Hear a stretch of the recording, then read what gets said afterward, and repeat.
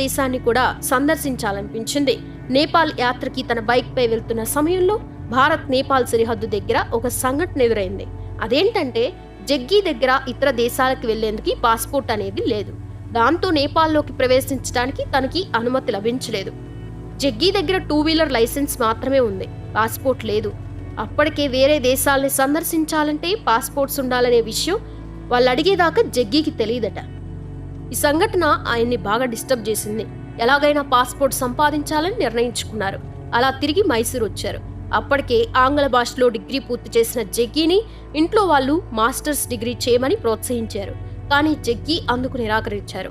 వ్యాపారం చేసి డబ్బు సంపాదించాలనే పట్టుదలతో చదువు పూర్తవగానే మొదట కోళ్ల పరిశ్రమ ఏర్పాటు చేశారు. కొన్ని ఒడిదుడుకులు ఎదురైనప్పటికీ ఈ వ్యాపారం మెల్లగా లాభాలు ఆర్జించడం మొదలుపెట్టింది.